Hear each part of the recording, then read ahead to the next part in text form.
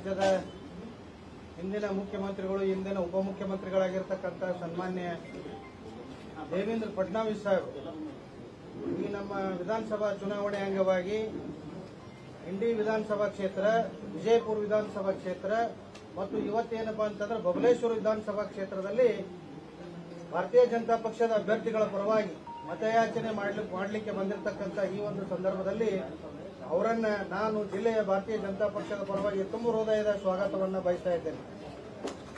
ವೇದಿಕೆ ಮೇಲೆ ಉಪಸ್ಥಿತರಿರ್ತಕ್ಕಂಥ ನಮ್ಮ ಜಿಲ್ಲೆಯ ಜಿಲ್ಲಾ ಅಧ್ಯಕ್ಷರು ಸೋದರಾಗಿರ್ತಕ್ಕಂಥ RS ಪಾಟೀಲ್ ಕುಚ್ವಾಳ್ ಅವರನ್ನು ಕೂಡ ತುಂಬ ಹೃದಯದ ಸ್ವಾಗತವನ್ನು ಬಯಸ್ತಾ ಇದ್ದೇನೆ.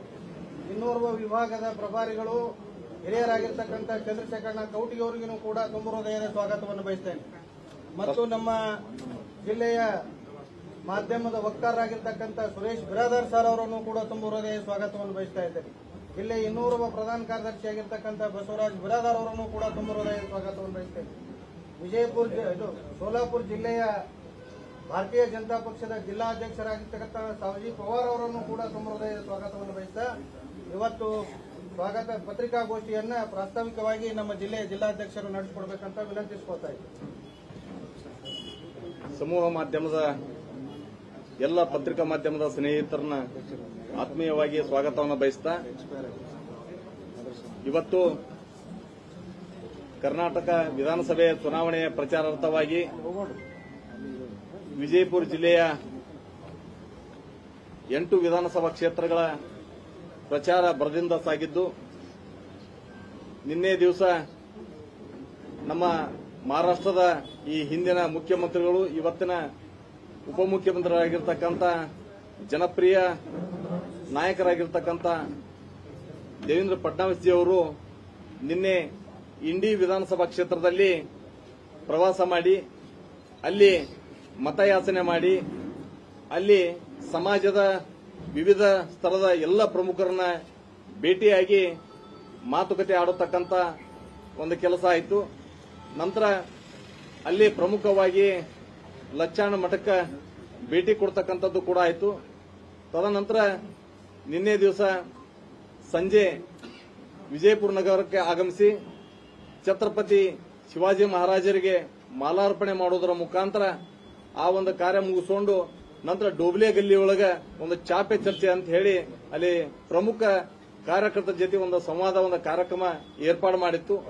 ಆ ಕಾರ್ಯಕ್ರಮದಲ್ಲಿ ಭಾಗಿಯಾಗಿ ಇವತ್ತು ಈ ಒಂದು ಪತ್ರಿಕಾಗೋಷ್ಠಿ ಮುಗಿದ ನಂತರ ಅವರ ಒಂದು ಅಪೇಕ್ಷೆ ಈ ಹಿಂದೆ ಲಿಂಗೈಕ್ಯರಾಗಿರ್ತಕ್ಕಂಥ ಪರಮ ಪೂಜ್ಯ ಸಿದ್ದೇಶ್ವರ ಮಹಾಸ್ವಾಮೀಜಿಯವರ ಅವರ ಒಂದು ಆಶ್ರಮಕ್ಕೆ ಭೇಟಿ ಕೊಡಬೇಕಂತನ್ನುವಂಥದ್ದು ಅವರ ಒಂದು ಮನದಿಚ್ಛೆ ಆಗಿತ್ತು. ಹೀಗಾಗಿ ಈ ಪತ್ರಿಕಾಗೋಷ್ಠಿ ಮುಗಿದ ನಂತರ ಅವರು ಸಿದ್ದೇಶ್ವರ ಆಶ್ರಮಕ್ಕೆ ಭೇಟಿ ಕೊಟ್ಟು ನಂತರ ಬಬಲೇಶ್ವರ ವಿಧಾನಸಭಾ ಕ್ಷೇತ್ರದಲ್ಲಿ ಕನ್ಮಡಿಯಲ್ಲಿ ನಡೀತಕ್ಕಂಥ ಸಾರ್ವಜನಿಕ ಸಭೆಯನ್ನು ಉದ್ದೇಶಿಸಿ ಮಾತನಾಡಿ ಅವರು ಮುಂದೆ ಮಹಾರಾಷ್ಟ್ರಕ್ಕೆ ತೆರಳುತ್ತಾ ಇದ್ದಾರೆ.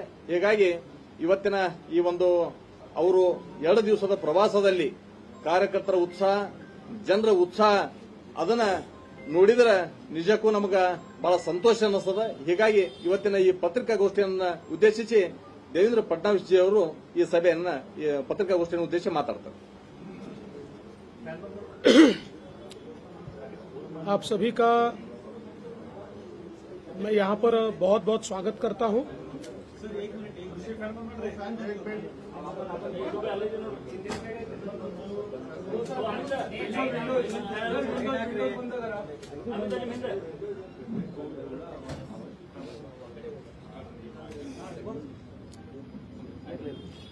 मीडिया के सभी बंधुओं का मैं यहाँ पर बहुत बहुत स्वागत करता हूँ। 10 मई को कर्नाटक विधानसभा का चुनाव होने वाला है और मुझे पूर्ण विश्वास है कि हमारे आदरणीय प्रधानमंत्री नरेंद्र मोदी जी के नेतृत्व में मार्गदर्शन में कर्नाटक में बसवराज बोम्मई जी की सरकार फिर से चुनकर आएगी और कर्नाटक की जनता ये डबल इंजन सरकार को ही प्राधान्य देगी। जैसा हम जानते हैं कि जिस प्रकार से देश के अंदर प्रधानमंत्री मोदी जी ने गरीब कल्याण का एजेंडा लाया और आज उसका लाभ डबल इंजन सरकार के कारण कर्नाटक को भी मिला है। करीब करीब 55 लाख घरों में कर्नाटक के शौचालय बना है। 45 लाख से ज्यादा घरों में पीने का पानी पहुंचा है। 25 लाख लोग जो खुद के मकान में नहीं रहते थे उनको मकान घर मिला है। महिलाओं को गैस सिलेंडर मिला है और हमारे किसानों को प्रधानमंत्री कृषि सम्मान योजना से मोदी जी 6,000 रुपये देते हैं तो वही हमारी कर्नाटक की सरकार भी 4,000 रुपये से 10,000 रुपया देने वाली ये अनोखी सरकार है। आज कर्नाटक की सरकार ने विशेष रूप से विद्यार्थियों के लिए अलग अलग प्रकार से उनको एजुकेशन मिले इस दृष्टि से कई प्रकार की स्कॉलरशिप शुरू की है और हमारी जो बीपीएल की महिलाएं हैं उनको भी 2,000 रुपया दिया जा रहा है और विशेष रूप से समाज के जो अलग अलग घटक है उनके लिए कई योजनाएं ये राज्य सरकार की ओर से चल रही है। केंद्र सरकार ने भी इरिगेशन के लिए राज्य को एक बड़ा पैकेज दिया है जिसके कारण सिंचाई की व्यवस्थाएं ये भी बहुत बड़े पैमाने पर बढ़ रही है। विशेष रूप से जिस प्रकार से SC ST हो या लिंगायत समाज हो, वोकलिंगा हो, इन सभी समाजों के लिए ओबीसी हो, जिस प्रकार से नए सिरे से आरक्षण देने का काम ये कर्नाटक की सरकार ने किया है, इससे सोशल जस्टिस को नीचे तक ले जाने में एक बहुत बड़ा फायदा होगा और कांग्रेस की जो अपीजमेंट की पॉलिसी रही है, केवल माइनॉरिटी अपीजमेंट कर चुनकर आना, इस प्रकार की जो उनकी पॉलिसी रही है वो पॉलिसी भारतीय जनता पार्टी को मान्य नहीं है। हम सभी को विकास चाहते हैं, सबको साथ में लेकर जाना चाहते हैं। सबका साथ सबका विकास ये मोदी जी ने नारा दिया है, लेकिन वोट बैंक की राजनीति ये भारतीय जनता पार्टी नहीं करती और इसलिए वोट बैंक की राजनीति के खिलाफ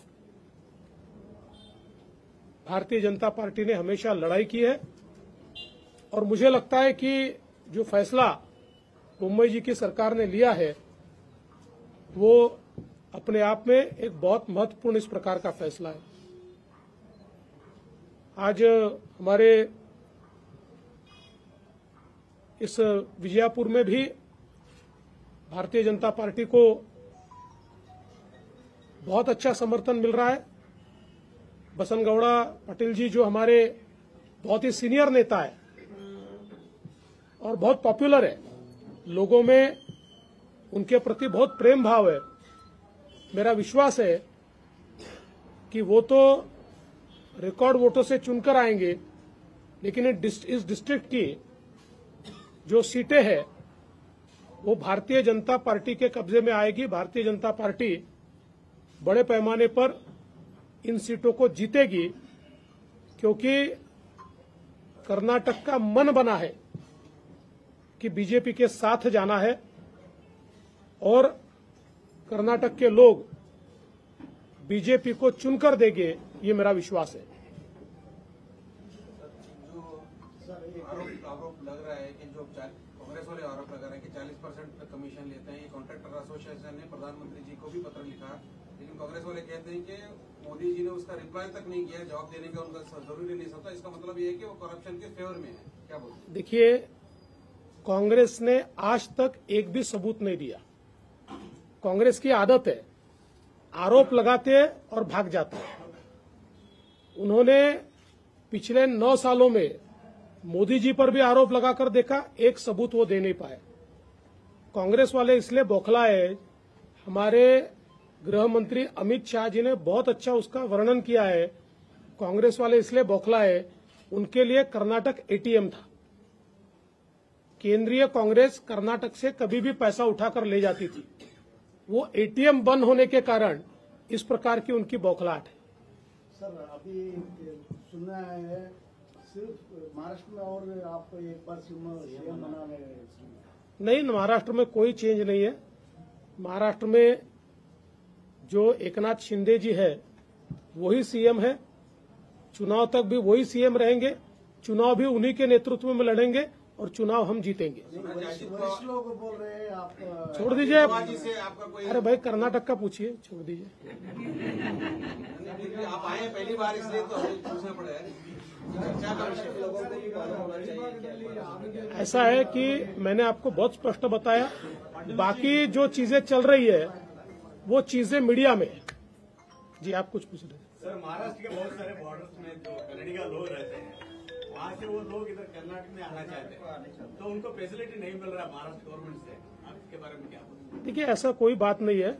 महाराष्ट्र गवर्नमेंट अपनी फैसिलिटी देती है, कर्नाटक अपनी फैसिलिटी देती है, और जो मुद्दा है वो तो कोई आज का नहीं है। तो आप चुनाव के समय उस मुद्दे को क्यों उछालना चाहते हो? कर्नाटक में विमा क्यों जारी कर रहे हैं? मराठी भाषा का देखिए, वो भी आप जो कह रहे हैं ये हमारी सरकार के समय नहीं हुआ। कांग्रेस की सरकार जब कर्नाटक में थी और कांग्रेस की सरकार जब महाराष्ट्र में थी, उस समय हुआ ये। उसका हमने पत्र भी जारी कर दिया है। कर्नाटकमधल्या मराठी भाषिकांना महात्मा फुले जन आरोग्य योजना देण्याचे कारण काय होतं? कारण इथं ऑलरेडी अनेक योजना आहेत. मी मगाशी पण सांगितलं, हा आदेश जेव्हा कर्नाटकमध्ये काँग्रेसचं सरकार होतं आणि महाराष्ट्रात काँग्रेसचं सरकार होतं तेव्हा निघालेला आदेश आहे। त्यामुळे आज निघालेला आदेश नाही आहे। सरकार बीजेपी का बीजेपी सरकार यहाँ भी, लेकिन हर नया मुद्दे पे फिर बेलगाम का इश्यू उठाते हैं, जबकि महाजन कमेटी की रिपोर्ट क्लियर हो ये बेलगाम कर्नाटक का हिस्सा है, तो क्यों बार बार मुद्दा उठाया जाता है बेलगाम का? देखिए, महाराष्ट्र की सरकार के द्वारा ये कोई आज उठा है? ये कोई आज का विषय है? ये तो सालों से चल रहा है और इसके ऊपर सुप्रीम कोर्ट में केस है, इसलिए इसके ऊपर बोलना ठीक नहीं है। सुप्रीम कोर्ट के सामने केस जब चलती है उस समय उसके ऊपर चर्चा करना ये योग्य नहीं होता। सर, विश्व कन्नड़ सम्मेलन बनाए तो आप विरोध करते हैं?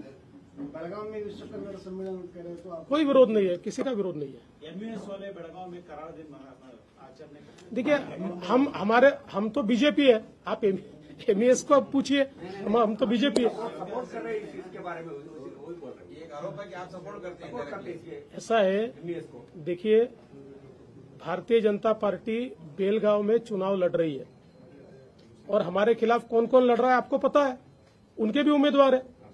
बॉर्डर के मुद्दे पर अमित शाह जी ने कहा है कोई कर्नाटक और महाराष्ट्र गवर्नमेंट उसके मुद्दे के बारे में कोई स्टेटमेंट नहीं देने का वो ऑर्डर किया, फिर भी आपका सीएम वो बॉर्डर के बारे में बात कर रहा है। देखिए, जो अमित शाह जी के यहाँ तय हुआ उसी के अनुसार दोनों सीएम काम कर रहे हैं, कोई अलग काम नहीं हो रहा है।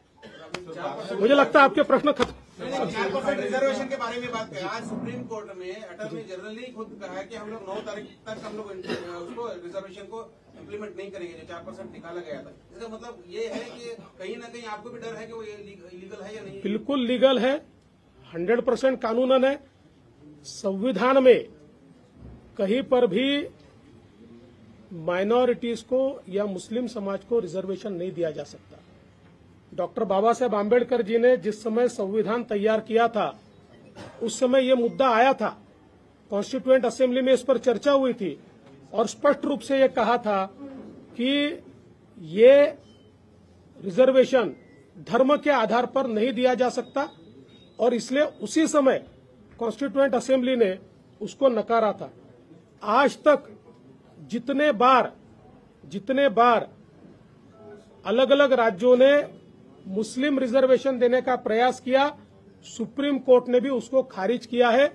इसलिए जो भारतीय जनता पार्टी की सरकार ने निर्णय लिया है वो पूर्ण रूप से संविधान सम्मत इस प्रकार का निर्णय है, संवैधानिक निर्णय है। डॉक्टर बाबा साहब आम्बेडकर जी ने जो संविधान के प्रिंसिपल्स दिए उसके अनुरूप ये निर्णय सुप्रीम कोर्ट में आप जीतेंगे, आपको यकीन है कि आप जीतोगे? पक्का जीतेंगे। संजय राऊतांनी असं म्हटलं की शिवसेना फोडण्याची सुपारी कोण घेतली असा सवाल अरे संजय राऊत करता महाराष्ट्रात बोलू